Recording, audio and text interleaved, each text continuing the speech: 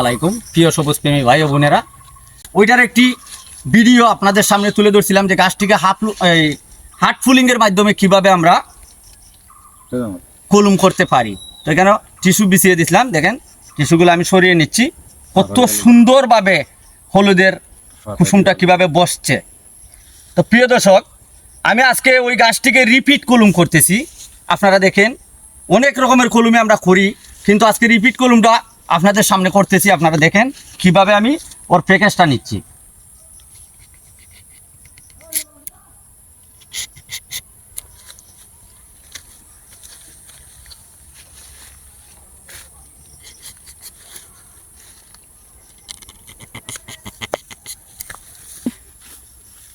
আমি চারিদিকে 4টি দাগ দিয়ে নিছি, যে গড়টি আমরা তৈরি করছি 4টি গড়। কিভাবে আমরা ওই জায়গাটাকে ফালি করি ওইটা একটু লক্ষ্য করেন। ঠাকুর দ্বারাতে তো এর ফালি করা হবে না, গাছটা বড়। এই যে দেখছেন আমার হাতে একটা বাটাইল আছে, হাতুড়া বাটাইল, আপনারা তো সবাই চিনেন। হাতুড়াটা কিন্তু হয় নাই, তবে বাটাইলটা ঠিক আছে, অরিজিনালি বাটাইল। আমি ফালি কইরা নিতেছি, আপনারা একটু দেখেন।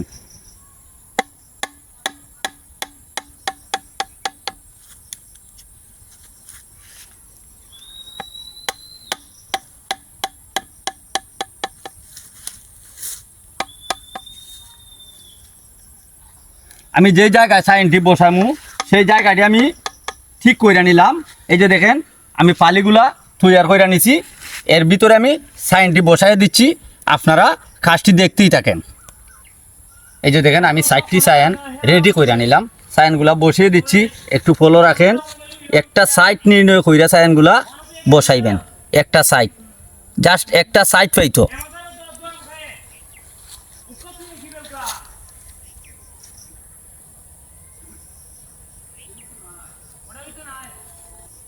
প্রিয় বন্ধুরা দেখেন আমি 4টি সাইন 4টি ঘর কইরা সুন্দরভাবে বসিয়ে দিচ্ছি।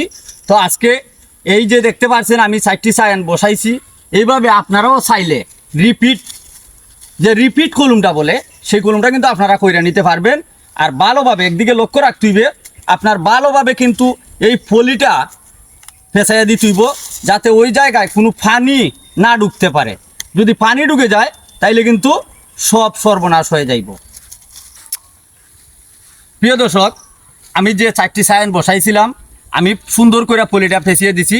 গাছটা বড়, অনেকটাই ফেসানোর মধ্যে ডিস্টার্ব হয়। আমাদের হাতে এত লম্বা পলি ছিল না, তারপর আমরা জয়েন দিয়ে কাজটা করছি।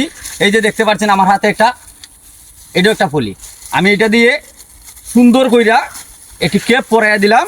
এটা কিন্তু ক্যাপ পরানিটা বিশেষ প্রয়োজন, কারণ বড় গাছে কিন্তু পানি ঢুকার আশঙ্কা থাকে। তো ভালো থাকবেন। এই পর্যন্তই আজকের ভিডিওতে, আগামী দিন হয়তো দেখা হবে। খুদা হাফেজ।